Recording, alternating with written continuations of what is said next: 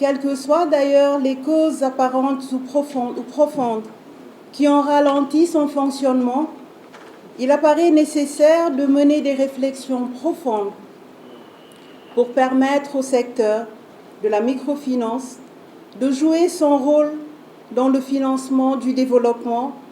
dans des conditions appropriées et favorables aux populations. Aussi, avons-nous l'obligation, aujourd'hui plus que jamais, de donner une nouvelle impulsion à ce secteur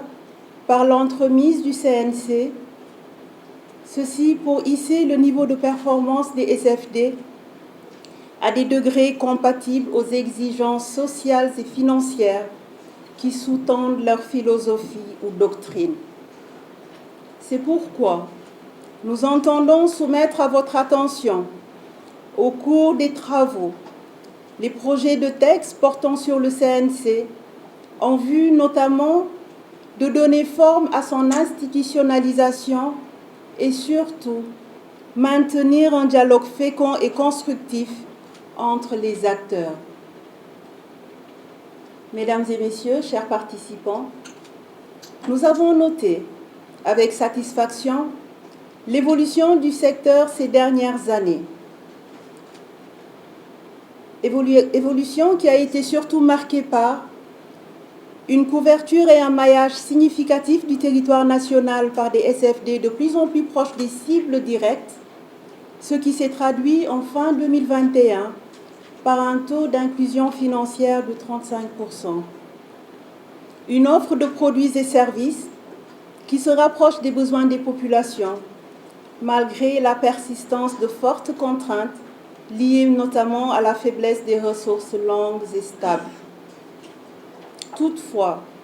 le manque de formation de certains bénéficiaires en termes de gestion financière et comptable apparaît comme une limite dans cette dynamique,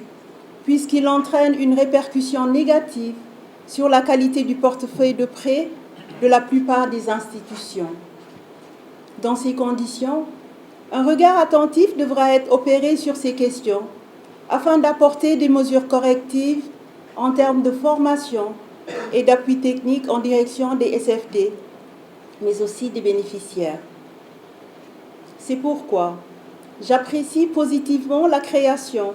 par le président de la République, son Excellence Macky Sall, du Fonds national de la microfinance, FONAMIF, qui se propose, à côté du Fonds d'impulsion de la microfinance, le FIMF, d'apporter des solutions efficaces et durables à toutes ces insuffisances. Il est vrai que le niveau actuel des ressources du FONAMIF ne permet guère d'initier des actions de très grande envergure, mais j'ai la ferme conviction que des moyens suffisants seront mobilisés et dégagés pour lever de tels obstacles. Le Promise, la Place des Prix, ainsi que le FIMF seront également mis à contribution, suivant une nouvelle modalité pour mutualiser les efforts et gagner surtout en efficacité dans le prolongement des actions qui seront menées par mon département dans les prochaines semaines. À ce propos, je souhaite vivement remercier la Banque islamique de développement qui œuvre à nos côtés pour la création d'une véritable industrie de la microfinance islamique à travers le Promise, qui connaîtra très prochainement la mise en place de la ligne Moudaraba restreinte pour un montant de 28 milliards 900 millions de francs CFA. Il est également souhaitable qu'une réflexion approfondie soit menée très prochainement sur la question du niveau élevé des impayés, qui représente en fin juin 2022 un volume de 43 milliards, soit 8,1% des crédits. Cependant, cette déplorable situation appelle de la part des SFD une plus grande attention sur la gestion professionnalisée des crédits, gage d'une rentabilité plus forte. La survie de cette activité en dépend. Malgré tout, la capacité de résilience de la microfinance demeure incontestable. Pour preuve, elle a su faire face à la pandémie à Covid-19 en maintenant un rythme de progression intéressant,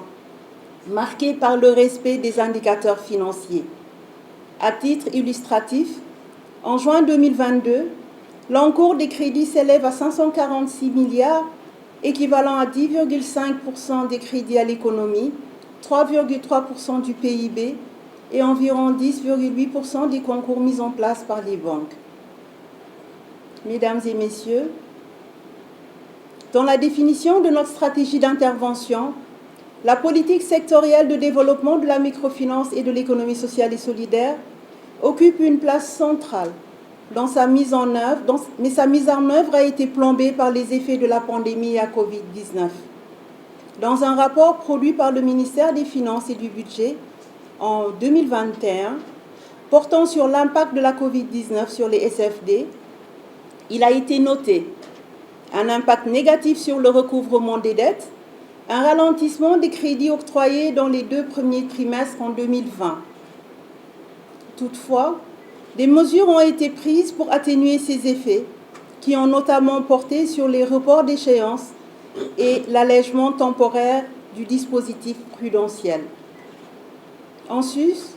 l'État a mis en place des mécanismes de financement dans le cadre de son programme de résilience économique et sociale. Parmi ces mesures, on peut noter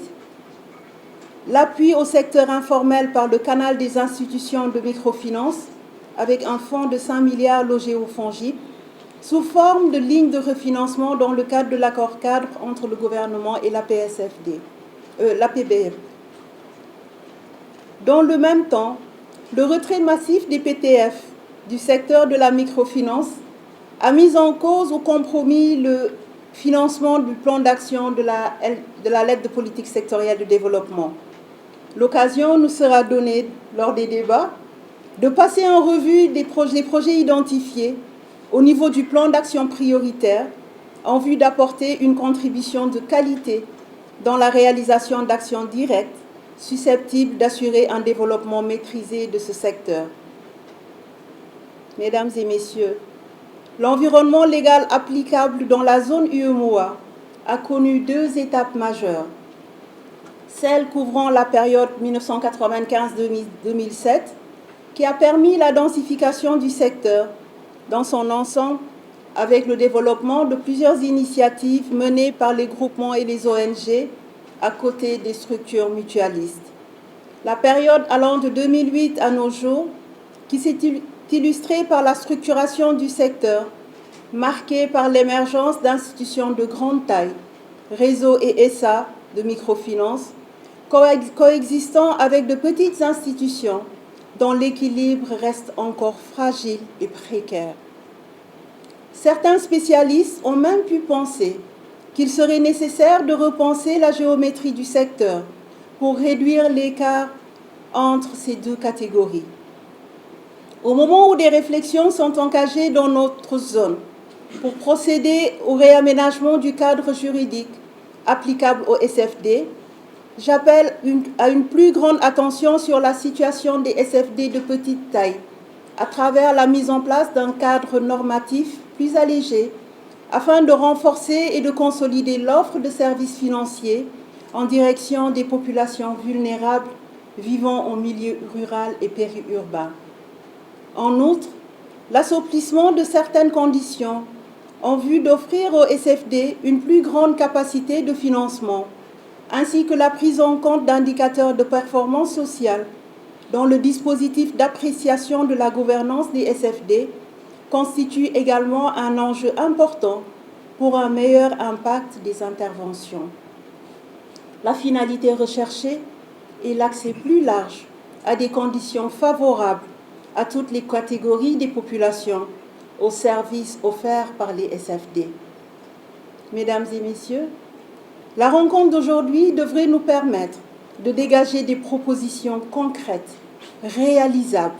dans un cadre financier stable, innovant, sécurisé et maîtrisé, en mettant à profit les acquis cumulés sur 3 décennies, depuis les années 1990, en s'engageant résolument vers de nouveaux types de partenariats avec tous les acteurs, particulièrement les PTF, dont la contribution est fortement attendue. Ces nouvelles modalités d'intervention devront reposer sur une dimension sociale forte, crédible, porteuse d'espoir pour les jeunes et les femmes, particulièrement dans les milieux défavorisés.